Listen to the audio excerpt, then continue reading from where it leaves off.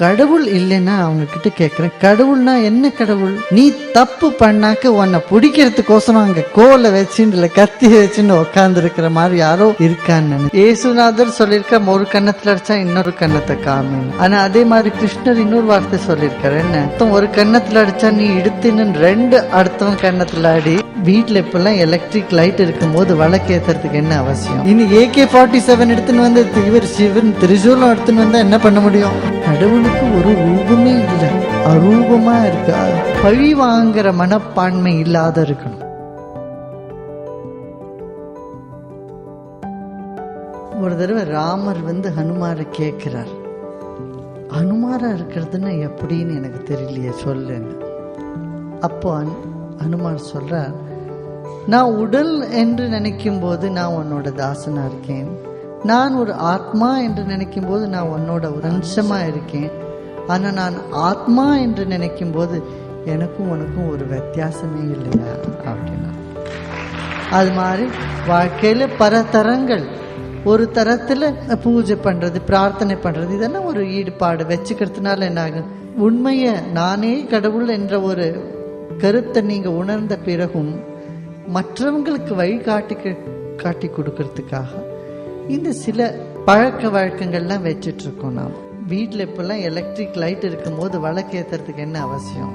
அதனால நம்மளுக்கு ஒரு நிம்மதி, ஏதோ ஒன்று நல்ல காரியம் பண்ணோன்னு மனசுல தோன்றுது. நாம் பண்ணாக்க பசங்களும் வீட்டில் இருக்கிற மற்றவங்களும் அதை பண்ணிட்டு வராங்க. கலாச்சார பண்பாடுகள்லாம் ஒரு எல்லாரையும் இணைத்து அழிச்சுட்டு வருது. அதனால இதெல்லாம் பண்றதுனால நல்லது. ஏன்னா பசங்களுக்கும் இதுக்கு சின்ன குழந்தைகளுக்கும் இதனால ஒரு புதிய புத்துணர்வு உண்டாகும்.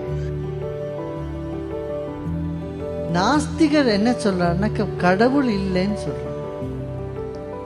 இப்போ கடவுள் இல்லைன்னா அவங்க கிட்ட கேட்கிறேன், கடவுள்னா என்ன கடவுள்?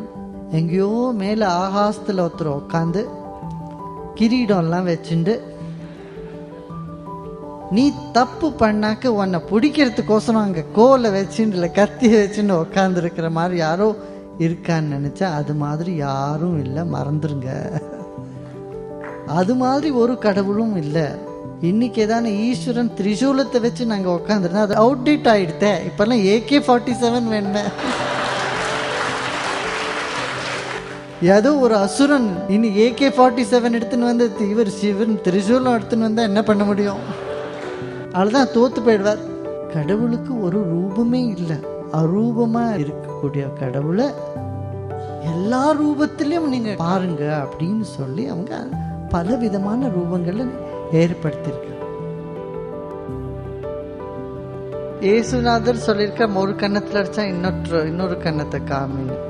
ஆனா அதே மாதிரி கிருஷ்ணர் இன்னொரு வார்த்தை சொல்லியிருக்காரு, என்ன ஒரு கன்னத்துல அடிச்சா நீ இடுத்தின்னு ரெண்டு அடுத்தவன் கன்னத்துல அடி.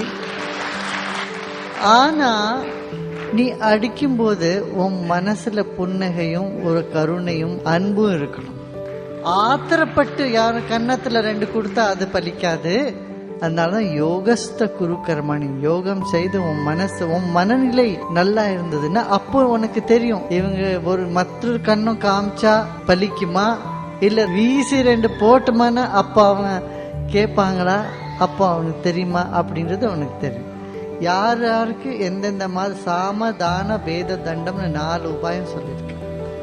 இந்த மற்றொரு கண்ணும் காமிக்கிறது சாமம், தானம்ன்றது போட்டோம் விட்டுரு இந்த தடவை போட்டோம் அப்படின்னு ஒரு விட்டு பிடிக்கிறது. அது மாதிரி பேதம் பண்ணி காமிக்கிறது. கடைசியில தண்டம், கடைசியில அது எதுவுமே சாம தானம் பேதம் 3 பலிக்கலைன்னா 4வது தண்டம் கோல் எடுத்துட்டாதான் சரி வரும்னா அப்போ எடுத்துக்கணும். அதனால முதலியே கோல் எடுத்துட்டா பிரயோஜனம் வராது.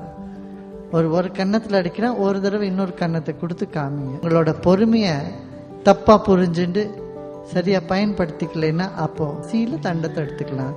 ஆனா தண்டத்தை எடுக்கும் போதும், அதாவது ஒரு கோல் எடுக்கும் போதும் உங்க மனசுல ஆத்திரமும் கோபமும் இல்லாத இருக்கணும், பழி வாங்குற மனப்பான்மை இல்லாத இருக்கணும்.